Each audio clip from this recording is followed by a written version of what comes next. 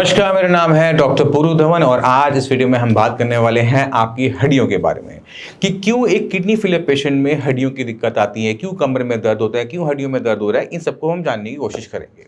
हम सब ये जानते हैं कि किडनी जो काम करती है वो क्रिएटिनिन को निकालने का, यूरिया को निकालने का, पानी को निकालने का करती है, बट हम बहुत कम लोग ये जानते हैं कि किडनी एक और बहुत इंपॉर्टेंट काम करती है, वो है आपके खाए हुए विटामिन डी का या धूप से लिए हुए विटामिन डी को एक्टिवेट करने का।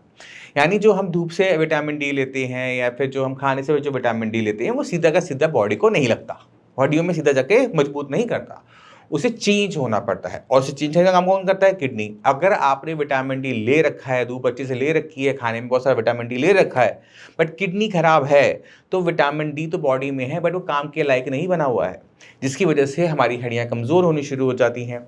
पहला कारण, हड्डियाँ जितनी कमज़ोर होंगी उतना दर्द होगा, कमर में दर्द होगा, घुटने में दर्द होगा, जगह जगह दर्द ही दर्द बना रहेगा। तो ये एक सबसे बड़ा कारण होता है। दूसरी क्या दिक्कत होती है कि जब किडनी खराब होनी शुरू होती है तो हमारी बॉडी में फॉस्फोरस भी इकट्ठा होना शुरू हो जाता है, क्योंकि किडनी कम काम कर रही है।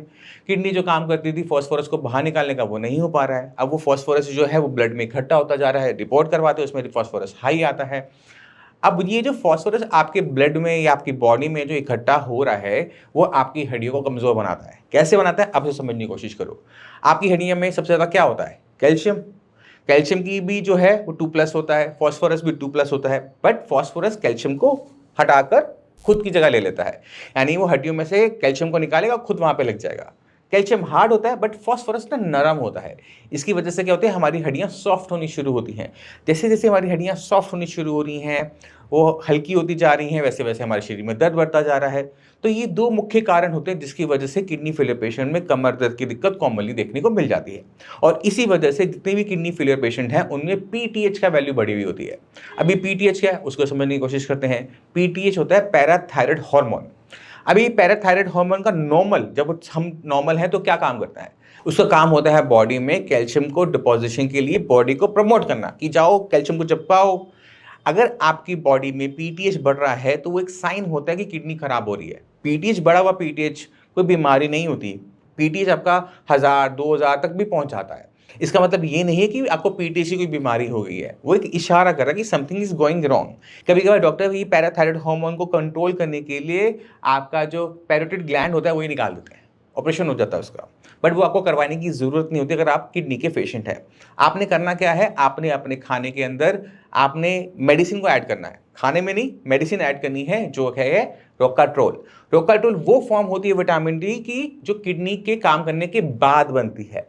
तो अगर आप विटामिन डी लेना चाहते हो, क्रिएटिनिन के लेवल हाई है, तो आपको कैल्सिट्रोल, कोलेकैल्सिट्रोल जिसे हम रोकाट्रोल भी कहते हैं, इसको आपको अपनी डाइट में ऐड करना पड़ता है, अपनी मेडिसिन में ऐड करना पड़ता है। साथ में थोड़ा सा कैल्शियम रखना पड़ता है और हड्डियाँ कमज़ोर होना शुरू हो जाती हैं या फिर कमज़ोर होना बंद हो जाती हैं, तो इस चीज़ का ध्यान रखा जाता है। अगर आपकी बॉडी में दर्द है तो आपको ज़रूरी है उसके कारण को जानना कि किसके पीछे कारण क्या है, और उसी हिसाब से उस पर आपने एक्शन लेना होता है। तो पीटीएच बढ़ा हुआ देखो तो घबराओ नहीं, ठीक है, आपने बस विटामिन डी और कैल्शियम ऐड करना है, इसके अलावा इसका कोई और ट्रीटमेंट नहीं होता। दूसरी चीज़ आपने ध्यान के रखनी है, अगर फॉस्फोरस के लेवल आपके ब्लड के अंदर ज़्यादा आ रहे हैं तो फॉस्फोरस बाइंडर करके टैबलेट्स आती हैं, मेडिसिन आती हैं, इसका यूज़ आपके डॉक्टर ने आपको ज़रूर लिखा होगा, उसको अपने प्रिस्क्रिप्शन में चेक करो, नहीं है तो उसको ऐड करवाओ। क्योंकि ये जो फॉस्फोरस बाइंडर होते हैं, ये जो खाने में जो हम फॉस्फोरस खा रहे हैं ना उसके साथ बाइंड हो जाएंगे और उसे ब्लड में नहीं जाने देंगे और वो स्टूल के रास्ते बाहर हो जाएगा। अगर आपके ब्लड में वो गया नहीं है तो आपकी बॉडी में जो हड्डियां हैं वो कमज़ोर होना कम कर देंगी, क्योंकि फॉस्फोरस तो गया नहीं है, कैल्शियम कैल्शियम की जगह पे रह जाएगा। इसी वजह से जो डॉक्टर आपको पर्चे पे लिख के देता है ना, उसे फॉलो करना बहुत ज़रूरी होता है और उसके पीछे कारण आपको समझना ज़रूरी होता है। तो मैं उम्मीद करता हूँ इस वीडियो से हड्डियों के बारे में समझ गए होंगे कि क्यों एक किडनी फेलियर पेशेंट में जो हड्डियाँ हैं वो वीक होना शुरू हो जाती हैं। फिर भी माइंड में कोई भी डाउट हो, कुछ भी जाना चाहते हो, मोस्ट वेलकम है, आप श्रेयास आके मिल भी सकते हो। इसी के साथ आपसे चलने की आगे चाहूँगा। मिलते हैं अगली वीडियो में, तब तक के लिए नमस्कार।